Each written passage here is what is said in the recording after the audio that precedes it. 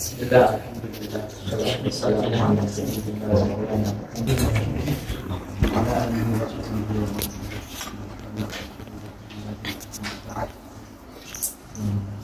yang saya hormati Kiai Sesepuh dan Hadirat Haji Muhammad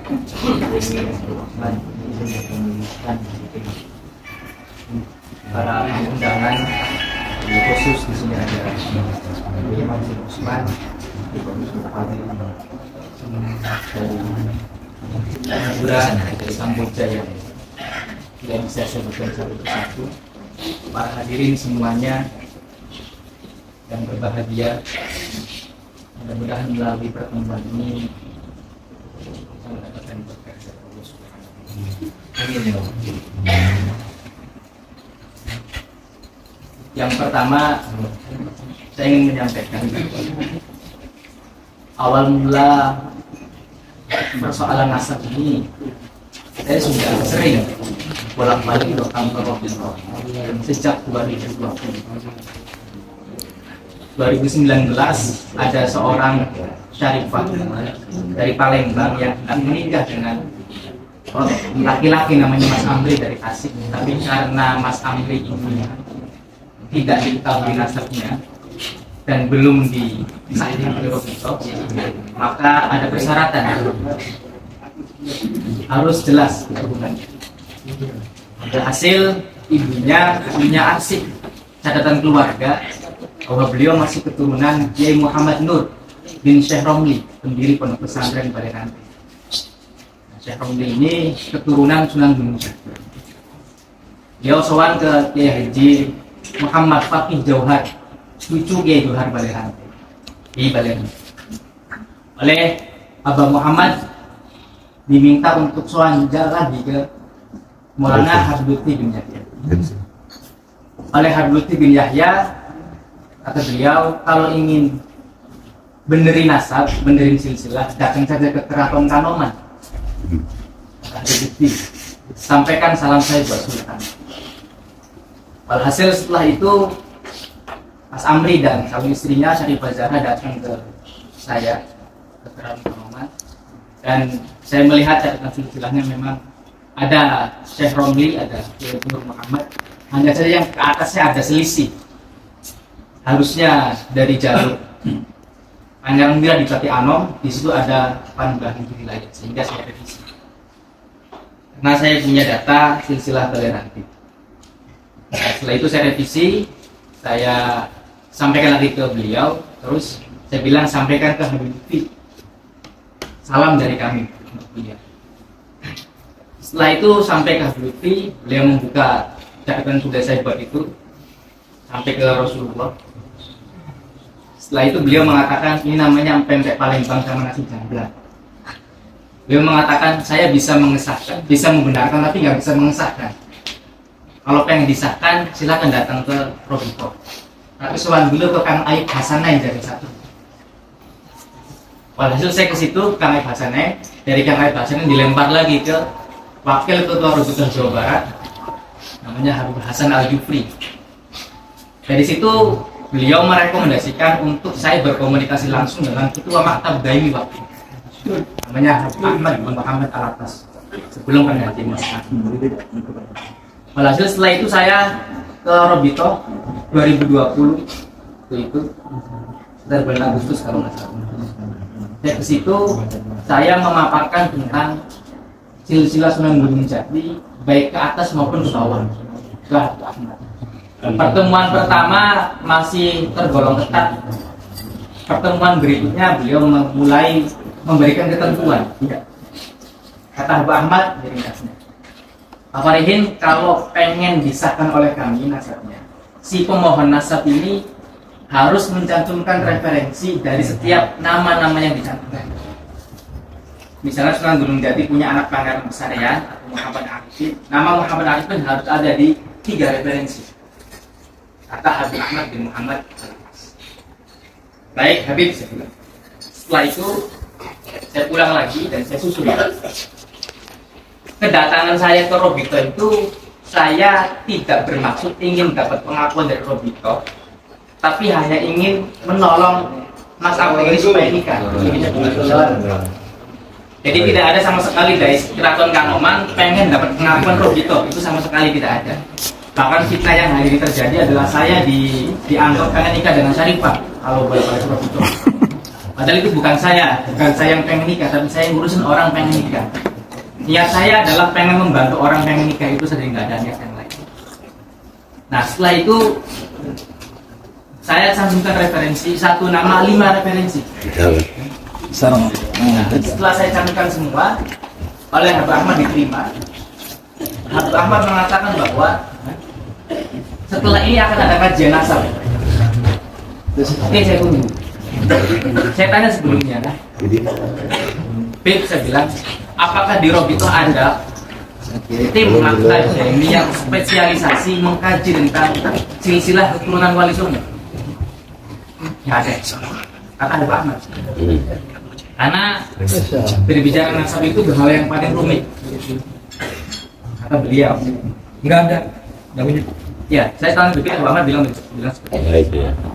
Yang kedua, saya bilang ke Habib Ahmad bahwa soal persoalan nasab ini, Sunan Gunung Jati ini harus segera diklarifikasi sebelum nanti pecah konflik yang lebih besar daripada ini. Saya mau begitu, jauh sebelum konflik ini terjadi. Waktu kemarin Habib Taufik kunjungan ke Keraton Kanoman, saya sampaikan begitu ke Habib Taufik. Dan ada saksinya Habib Bagir, sekretarisnya Habib Ahmad. Saya tanyakan, benar nggak bisa bilang begitu? Iya. Jadi semua data, semua referensi sudah saya paparkan semua ke Robito Alun. Hanya saja karena persoalannya itu persoalan personal, tidak antar lembaga, akhirnya sampai hari ini belum pernah ditindaklanjuti persoalan silsilah itu. Saya sampaikan ke Habib Ahmad bahwa kami menunggu kajian nasab dengan tim Maktab Daimi kapan. Ternyata tidak ada tindakan sampai hari ini. Dan memang waktu itu terkesan dari Maktab Daimi waktu itu tidak begitu menindaklanjuti. Berarti gagal nikahnya ya? Apa? Nikahnya? Iya. Gagal? Pernikahannya jadi wali hakim pakainya. Wali hakim. Dan terakhir saya diminta dari saksi ahli di pengadilan Soreang. Saya berdebat dengan Habib Mahdi, pengacara yang biasa dibantu oleh Robito. Nah, setelah itu kami 1 bulan setelah itu beliau meninggal. Nah, soal nasab Sunan Gunung Jati yang Mas Markon ini, kita kan mungkin pernah menyaksikan di YouTube ada Syed Alidin yang menafikan silsilah Sunan Gunung Jati yang tersambung ke Asmarkon. Saya sampaikan kepada para habaib bahwa di kitabnya mereka sendiri ada. Di Mu'jamul Latif juga ada. Di naskah-naskah juga ada. Apa yang mereka itu susah untuk mengakui. Dan kalaupun toh ia mengaku, kita nggak butuh legalis dari Maktab ini. Nah, tapi pada kenyataannya sampai sebelum konflik ini pecah belum ada tindak lanjut. Nah, sehingga yang saya sampaikan ke Robito itu persoalan keilmuan saja. Tidak ada saya benci atau tidak. Dan kemarin saya sampaikan sebelum saya ngomong tentang silsilah Sunan Gunung Jati yang di naskah Purwa itu ada nama Ubaidillah, di negara Kertabumi juga ada, di silsilah yang lain juga Carok Ganda juga ada. Itu saya ngomong tentang Habib Bahar dulu, saya bahas Habib Bahar dulu. Jadi saya dalam hal ini Mbak tidak membela siapa, tidak tendensius kemana-mana. Saya sampaikan itu ke Habib Taufik. Itu gimana pernyataan Habib Bahar itu menyakiti kami sebagai Keraton dan keturunan Sunan Gunung Jati yang lain. Habib Taufik mengatakan Bahar bukan bagian daripada kami. Dia nggak mewakili Robito dan dia bukan ahli nasab tapi berani ngomong tentang nasab. Saya sampaikan itu ke Habib Taufik dan sekarang saya juga tahu. Nah, saya ya tahu ya. Sampaikan itu sebelum saya ngomong masalah silsilah nasab Sunan Gunung Jati. Dan di Nabawi TV saya sindir masalah itu. Nah, tapi nggak tayang. Nah, kita yang di Keraton mengakui kalau silsilah Sunan Gunung Jati itu nasabnya sampai ke Ubaidillah, kalau di naskah Patung Banda itu Abdullah, bagus, mungkin bisa dicek. Itu Abdullah. Sehingga kita mohon maaf kalau saya harus berbeda dengan Kiai Iman, dengan itu bagus saya berbeda. Karena nasab yang tercantum di silsilah di kami seperti itu. Mana berani kami merubah-rubah. Sementara pengakuan-pengakuan itu sebelumnya sudah dilakukan oleh para ulama-ulama dulu. Saya sampaikan tentang catatan Habib Salim tahun 1930 yang menuliskan ada silsilah Gunung Jati ke Asmarkhon. Bertemu dengan Mbah Muslim, bertemu dengan Kiai Abbas Buntet, bertemu dengan Kiai Haji Abdul Halim Majalengka. Nah beliau mengakui.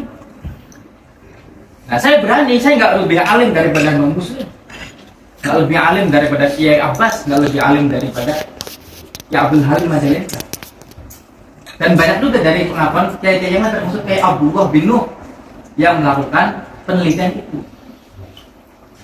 Memang di beberapa naskah-naskah itu kadang ada nama yang seolah-olah kok agak aneh.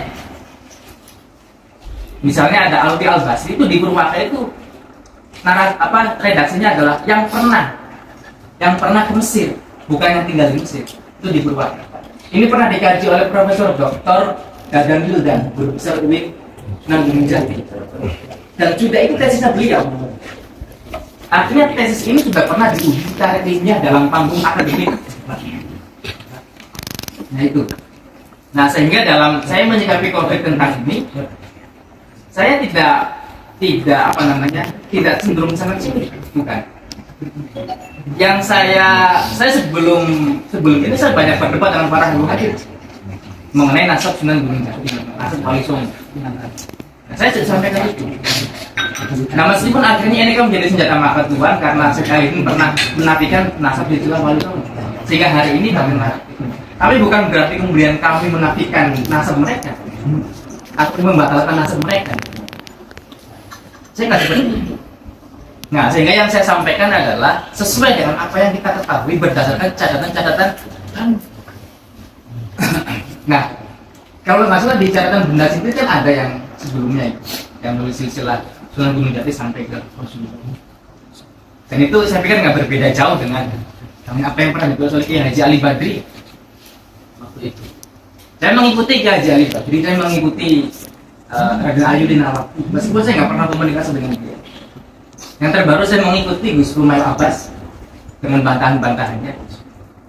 Dan kemarin kawan saya yang dari Yaman ada yang ngirim masjid bekas peninggalan Syekh Bailillah, ada inskripsi di bawahnya. Nah ini itu yang saya dapatkan. Nah sehingga dalam hal ini saya tidak cenderung membela sana membela sini, saya nggak ada urusan ini. Saya hanya ingin masalah keilmuan ini agung dan besar di tangan ahlinya. Nah karena ini akhirnya sudah kemana-mana gitu. Pecah belah sana sini, ini udah kemana-mana. Nah saya nggak pengen seperti itu.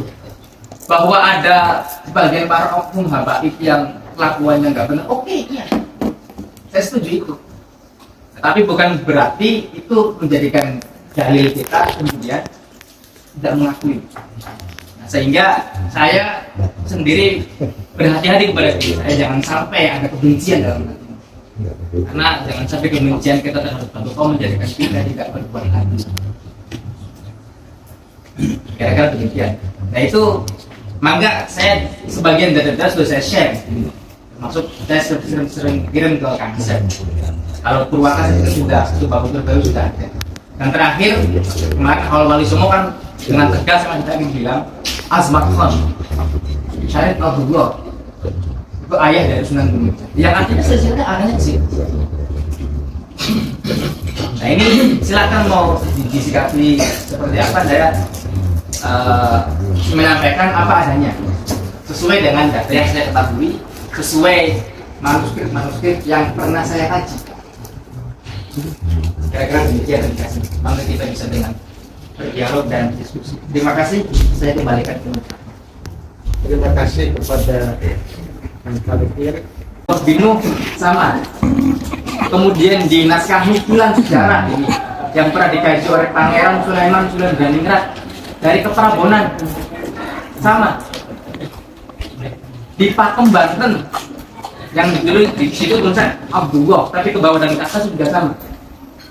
Jadi saya membandingkan seluruh naskah itu, mengkomparasikan, sehingga tidak satu naskah ataupun dua naskah yang saya kaji untuk mengiyakan silsilah Sunan Gunung Jati jalur Ubaidillah.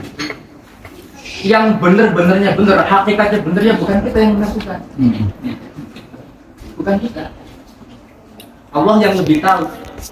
Tapi kalau kita mau membaca Rabiul Haddad, Imam Abdul bin Arabi Al-Haddad, membaca gurunya Imam Abdul Qadir, Umar bin Abdurrahman Al-Aqdas, menurut Al-Aqdas, itu menyebutkan silsilah-silsilah sampai ke Rasulullah. Dan itu dibenarkan oleh Ibnu Hajar Al-Asqalani. Itu klarifikasi dia. Dibenarkan oleh Yusuf An-Nabhani, gurunya Hadratul Syekh Kiai Haji Hasyim Asy'ari. Jadi mana berani saya dengan pendapat saya pribadi, jadi ini bukan pendapat pribadi saya berdasarkan naskah-naskah yang sudah dikomparasikan. Itu ada perbandingan naskah. Kalau kita ingin kan harus perbandingan ini, mana yang lebih banyak, mana itu yang bisa diambil, kan begitu. Nah itu. Enggak ada. Enggak, maksud saya yang dipertanyakan itu saya tidak membaca hampir semua naskah. Saya melihat di sana ada naskahnya ada kekurangan. Kata itu bukan mendukung. Tapi ada di sana naskah seperti Waka, di sana ada Pandu, ada Al-Qasim.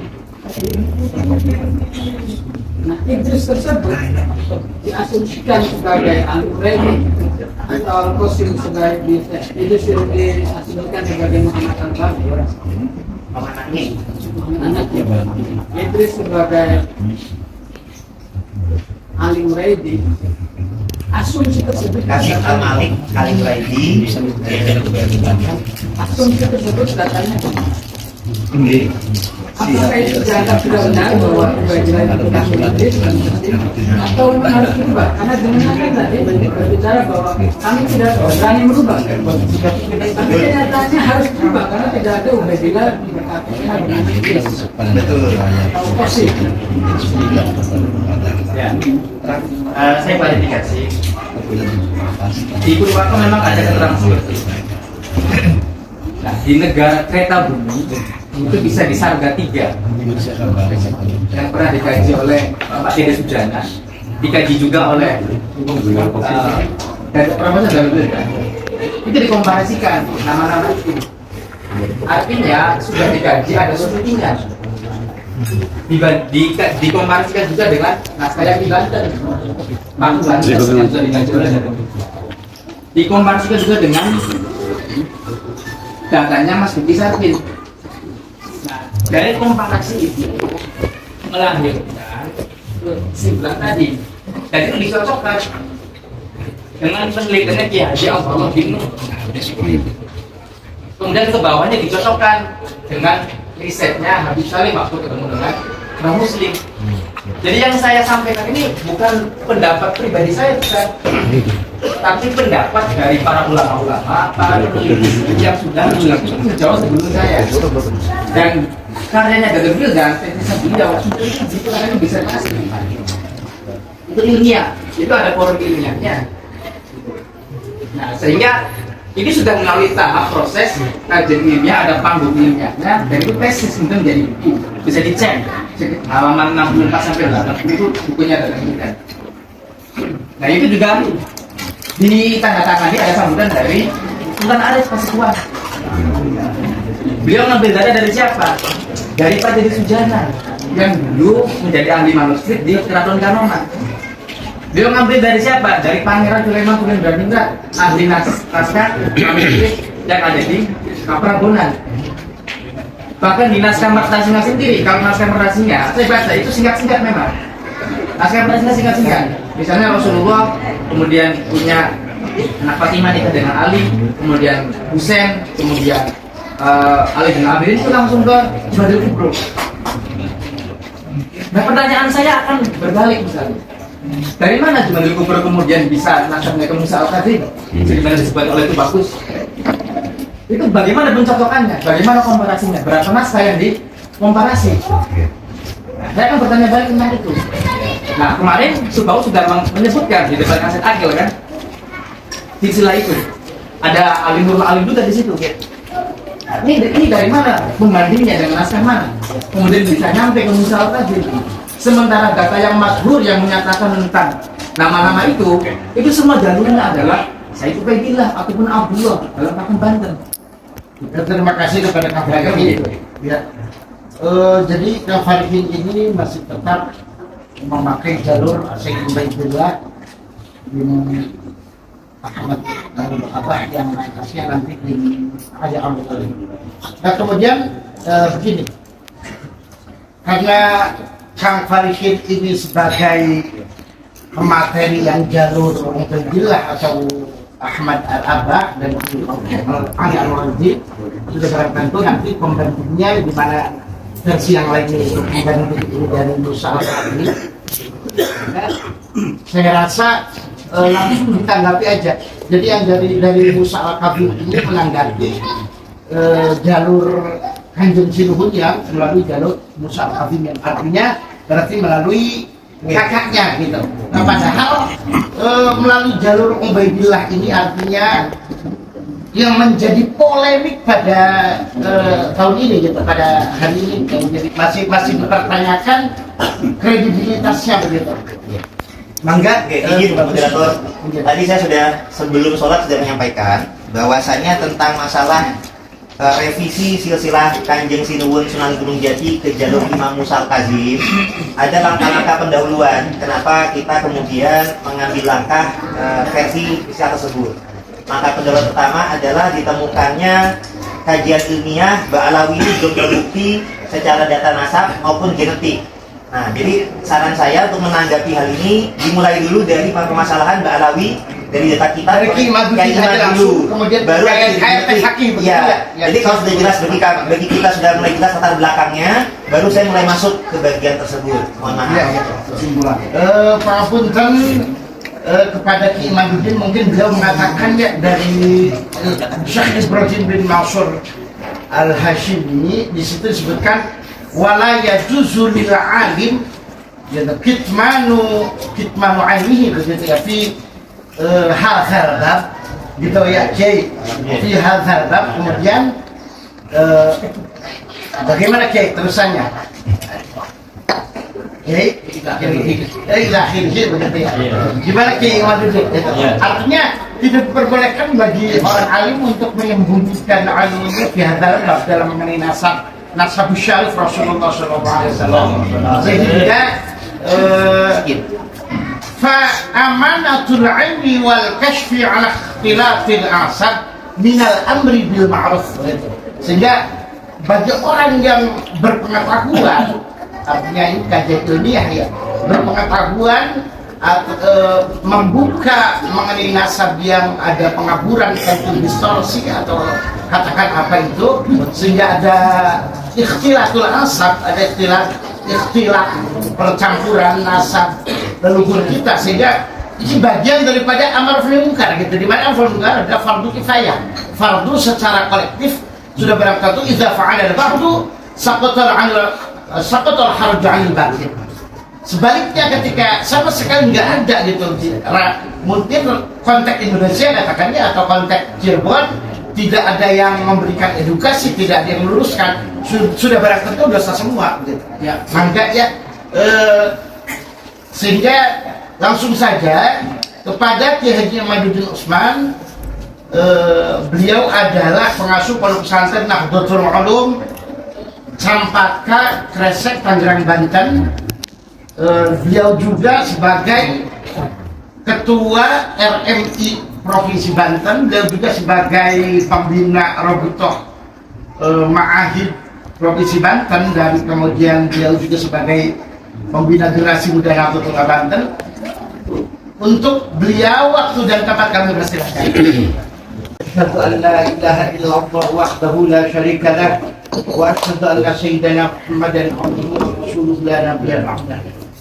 اللهم صل على سيدنا محمد صلاة يعتصم بها قلبي وترفع بها علومي وتقضي بها أحوائجي وترفع بها درجاتي وتحفظ بها قومي وتخلص بها قلبي وتلهمني بها عرضا لدني وتكرمني بها بالسعادة والكرامة العذرية وترزقني اللهم تمام نعمتك وتمام رحمتك وتمام رضوانك وصلي وسلم وبارك عليه وعلى آله وصحبه عدد ما خلقت ورزقت ومت وأحييت إلى يوم تحشر فيه الخلائق أجمعين. رب اشرح لي صدري ويسر لي أمري واحلل عقدة من لساني يفقهوا قولي ربي زدني علما وارزقني. Hudratul Mukarramin wal Mukarramin, para kiai, para sesepuh sepuh, para tubagus, para elang raden, para gus, para otong yang saya hormati, yang insya Allah dimuliakan oleh Allah Subhanahu Wa Taala. Wabil khusus sesepuh Pondok Pesantren Maghrib Hudratul Mukarram wal Muhtaram Kiai Haji Abdurrahman, Kiai Haji Muhammad. Yang pertama dan yang paling utama, kita sebagai seorang hamba yang selalu diberi fasilitas nikmat oleh Allah Subhanahu Wa Taala, mari kita syukuri bersama di siang hari ini.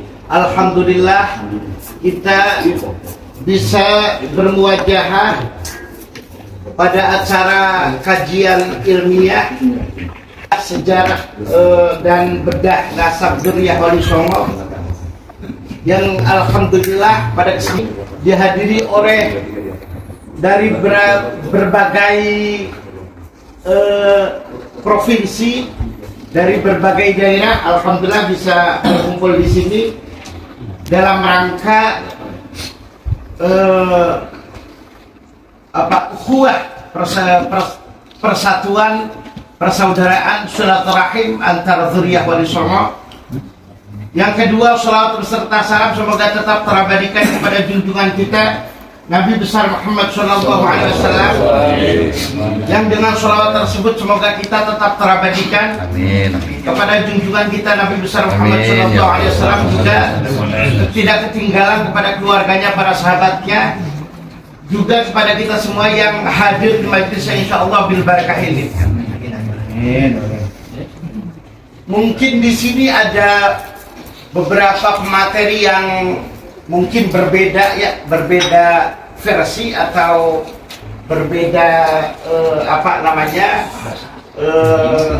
berbeda pandangan, yaitu yang kontradiksi barangkali di sini, ya, sebagaimana pendekatan usul fikih, ya, idza ta'arada nutqani in amkana al-jam'u jumi'a wa in lam yumkin al-jam'u fal mutaakhir muqaddamun. Bila mana bertolak belakang dua statement, dua pendapat, jika bisa dikompromikan, mungkin dikomparasikan, ya.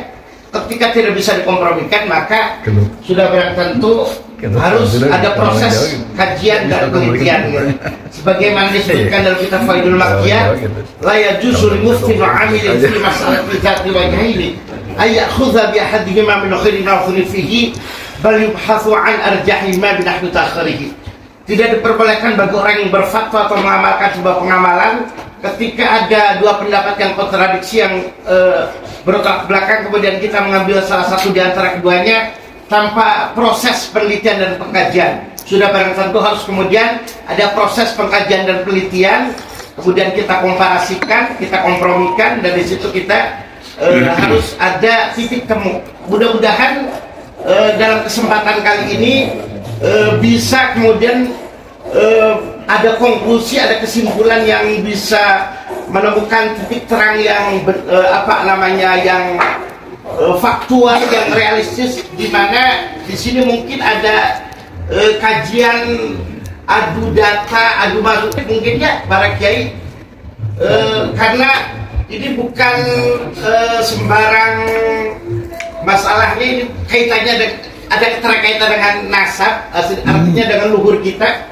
sehingga dalam penelitian Kiai Haji Ahmaduddin disebutkan di situ, beliau mengutip dari Imam Ibnu Hajar Al-Haytami, ya, wa yanbaghi likulli ahadin, gitu, wa yanbaghi likulli ahadin, bahasanya tuh, Kiai, Kiai Kiman wa yanbaghi li kulli ahadin ayataharra ayataharra ya apa ayakuna namanya lahu inayah ayakuna lahu hiratun fi hadha an-nasab syarif fi hadha an-nasab syarif wa dhabtuhu hatta la yantasiba ilaihi sallallahu alaihi illa bihaqqin.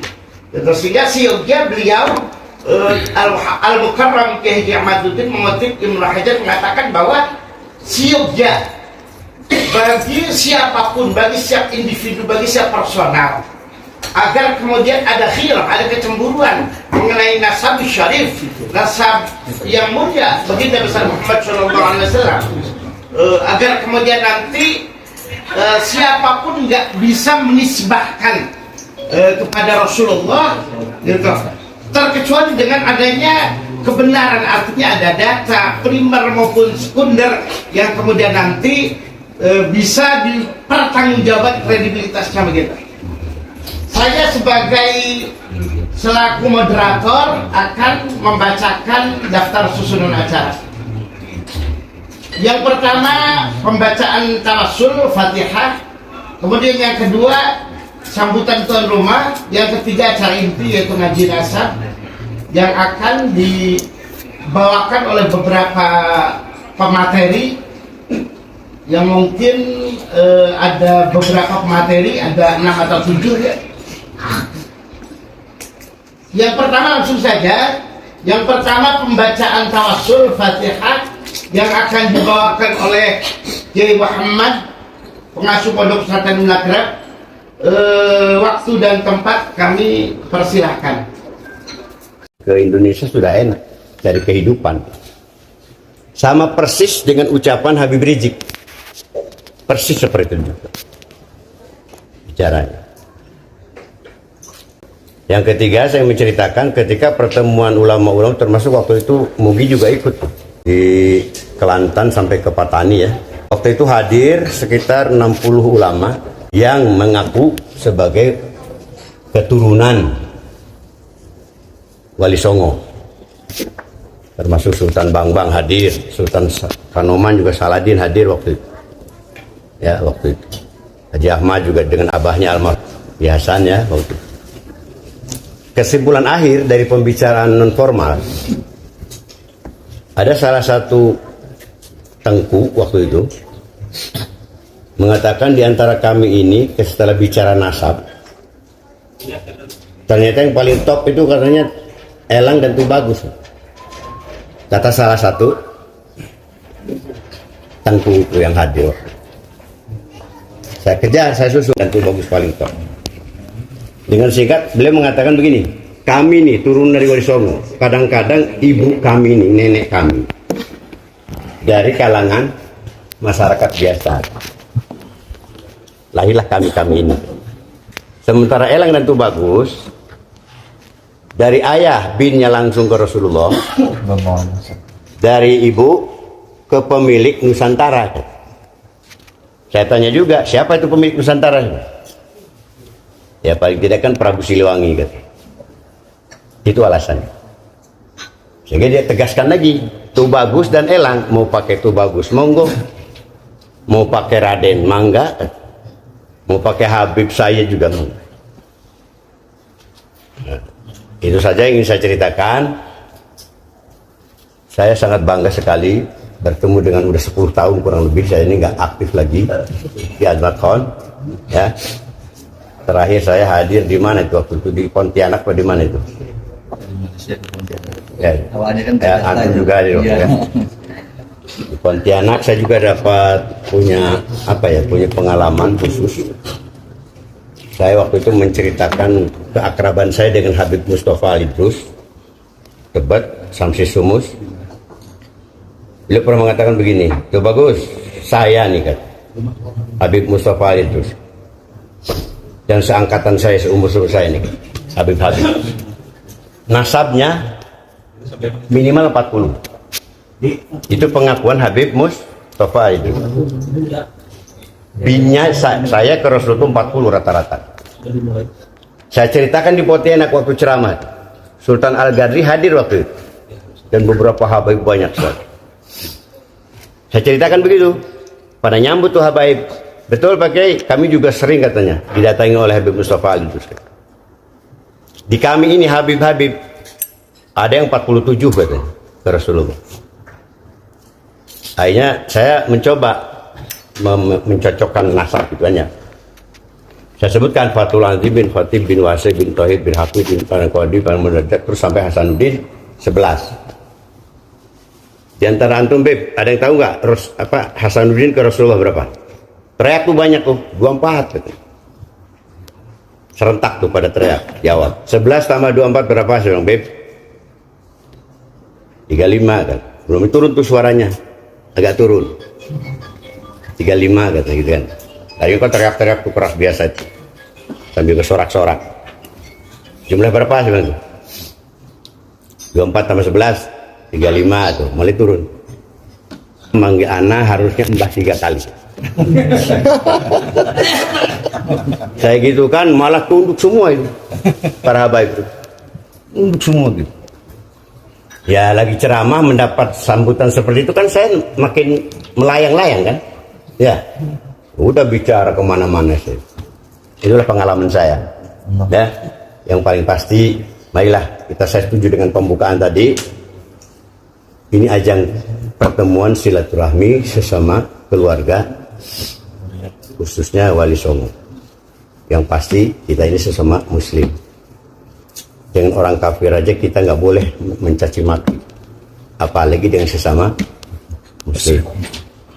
Saya mohon, saya minta, walaupun saya tidak aktif main-main dengan, saya gatek orangnya, pakai HP-nya HP yang segede gini sampai sekarang. Tapi dengar-dengar dari orang-orang, waduh ramai katanya bah di medsos masalah nasab. Saya maulah mulai sekarang hentikan tuh, termasuk Imaji, udah stop, nggak ada manfaatnya itu. Ya, ingat aja ke ayat yang saya bacakan tadi. Lita'arofu inna akramakum indallahi atqakum, bukan binasabikum, atqakum. Pada harinya nggak ada artinya itu. Ya la yanfa'u malun wala banun illa man atallaha biqalbin salim. Nah, terakhir saya ingin mengusulkan. Tadi sudah saya bisik-bisik nih dengan teman-teman yang dekat. Gimana pertemuan ini nanti diulang seperti waktu di Kelantan, waktu di Patan. Kita undang 10 negara ASEAN, para ulama turun Wali Songo. Mulai sekarang yang muda-muda gerak cari sponsor. Ya, silahkan tempatnya di Banten di tempat saya.